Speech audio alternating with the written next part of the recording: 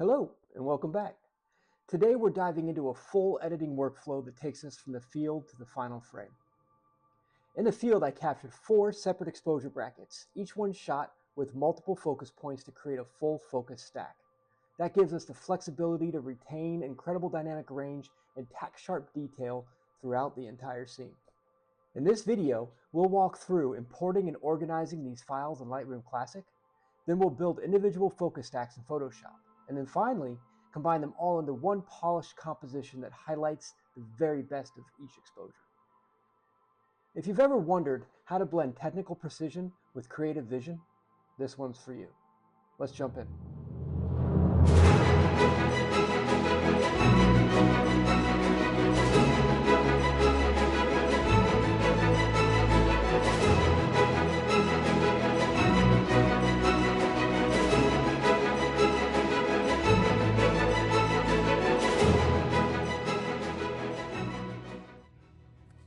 Because with this picture, I do want to get the termination of the land, but also want to grab this nice leading curve that's going up into it. And I've got my little tree out there looking pretty good. So the first thing we're going to do here is we're going to get everything just right about in the middle. So I'm looking for, you can tell that I'm with my zebra stripes there, I'm starting to overexpose the sky a little bit, which is fine. And I'm grabbing a little bit of detail in the front. But the first thing I'm gonna do is I'm gonna say, okay, I'm gonna tell my camera and myself in post, this is the beginning of my focus stack. So when I'm looking at all of my pictures, I know exactly where that mark is pretty easily. So one thing I do is just go ahead and stick my hand in front of the lens and take a photo, just so I can find it easily in post.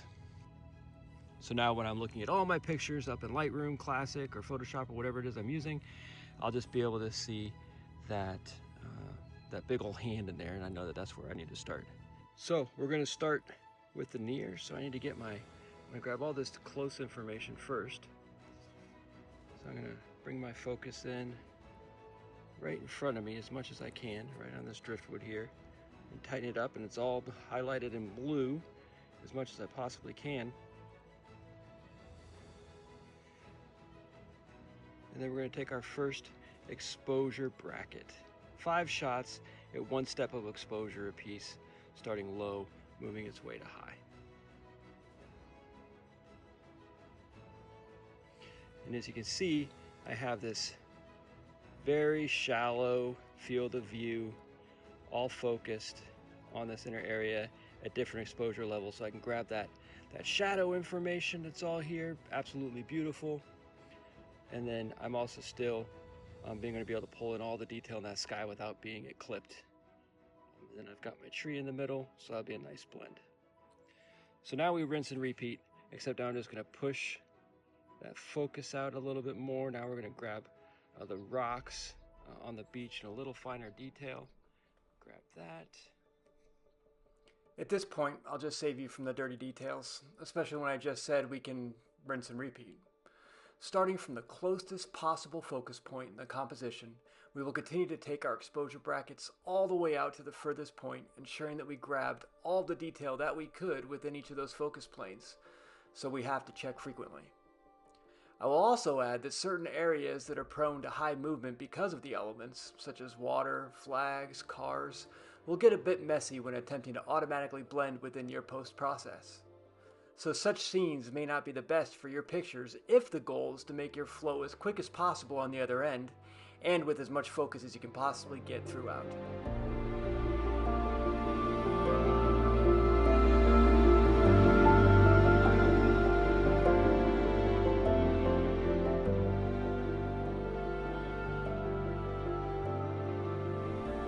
So now that we're done in the field, we're heading into Lightroom Classic and Photoshop to bring these pieces together, aligning focus stacks and blending exposure brackets and building a single beautifully detailed final image.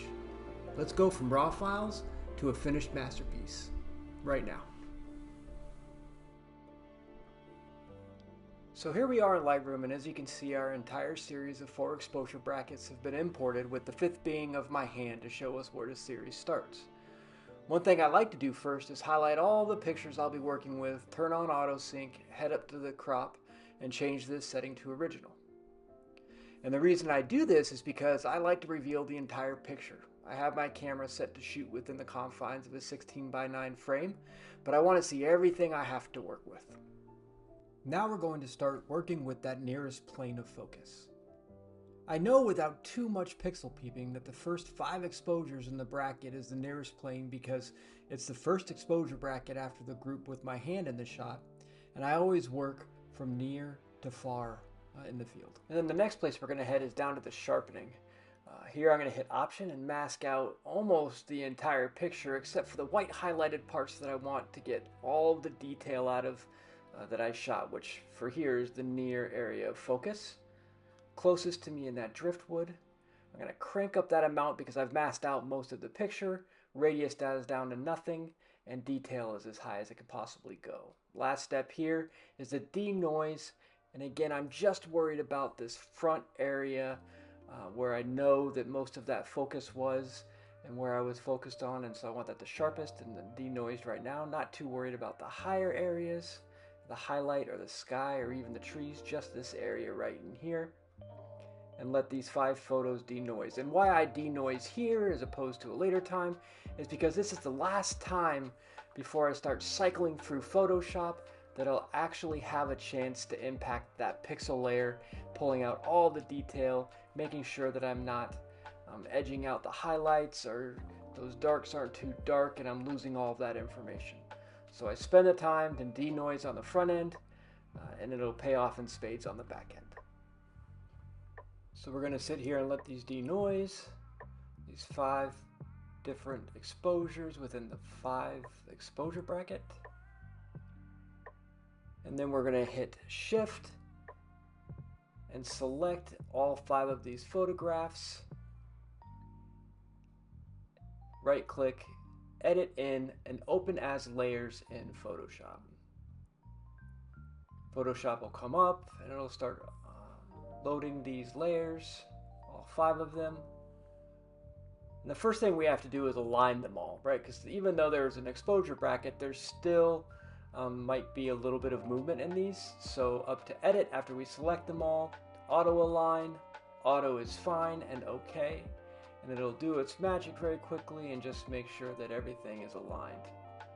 And the last thing we're going to do is blend. So edit, auto, blend, and then stack images. And this will take and choose what it determines is the best exposure.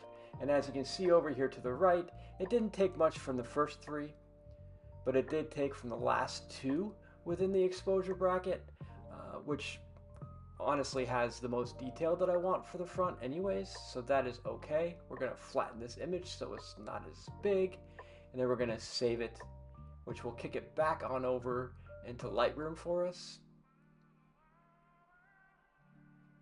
Here it is.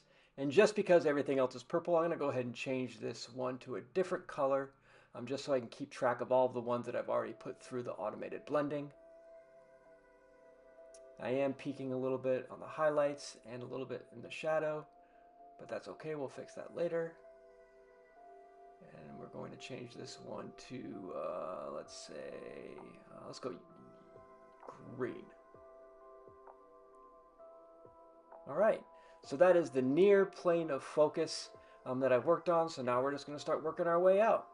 Same thing, same process. Highlight everything, go down to sharpening, option, mask. But it does help if I select all of them.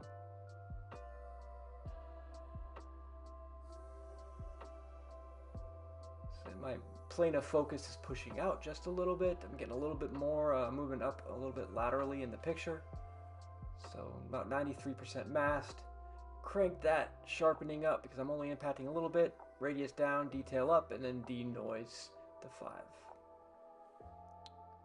Once this gets done denoising, I will do the same process up to right click, highlight all of them, right click, edit as photo layers or as layers in Photoshop, align, and then blend, and then spit it back on over here into Lightroom. And I'll be doing that for all 4 series of this focus stack.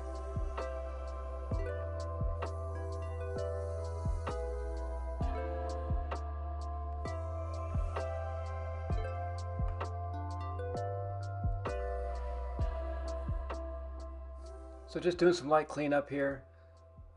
Places where I clipped the highlights or the shadows just need to be lifted, blacks need to be lifted. Just cleaning everything up in each of these different focal planes, just so that when I do take these over to Lightroom or into Photoshop, I can blend them all together and there isn't anything that's going to pull out. And I also want to make sure that the automation sees all the detail that I want to pull in so it can make the best choices about which focal length to pull in.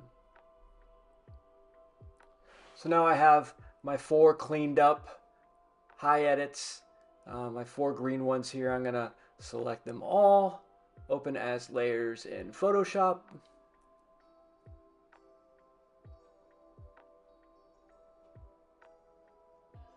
And here we are.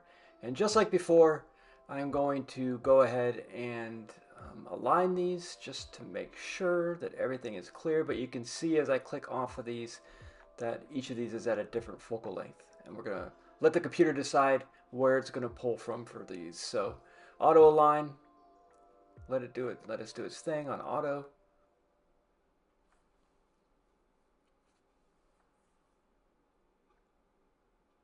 And then turn right back around up to edit and auto blend.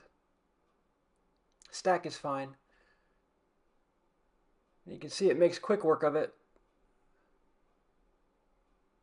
And looking over to the right, all of the white in each of these different shots down here shows where it decided to pull the individual pixels from that it determined was most in focus.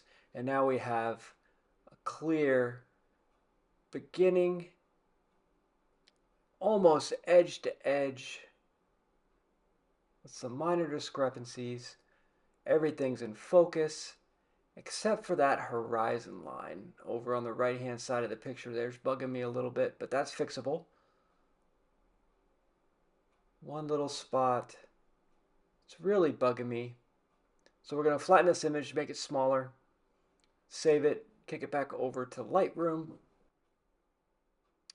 And here it is. I'm going to change the color of this one, change it to a red just to make it pop out from the rest of them. Now I need to fix that horizon line on the right there. So I need to find the photo, which is this one, that has the cleanest version of it. And I'm going to open both of these up as layers in Photoshop. And as you can see, just when I select off it here in a second, that it shows the clear one underneath. So that means my top one is the flawed one. So, I'm going to move them up and I'm going to throw a mask on it and I'm going to invert it so that I could just paint in with a little bit of white that horizon line that's underlying, and just expose it a little bit in my picture, because that's the only piece that's bugging me that much. So we'll just paint it in nice and light with about a 24% opacity, because I don't want to overdo it. And then take away that blur and let that in-focused horizon line kind of pop out a little bit better. Nice and light. Maybe a little more opacity, just to really pull it out. And as you can see, that detail is starting to come out. I'm getting a little bit of a sharper edge there. Looking good. And now we're going to go ahead and shift back over to Lightroom with my final product. Everything is in focus just the way I like it. And the real fun starts. The editing, radial gradients, pulling in the color, fine-tuning. A little bit of burning, a little bit of dodging. Pulling out everything that I think is good in the picture and trying to reduce everything that I think is not so great. And hopefully get a pretty decent product by the end.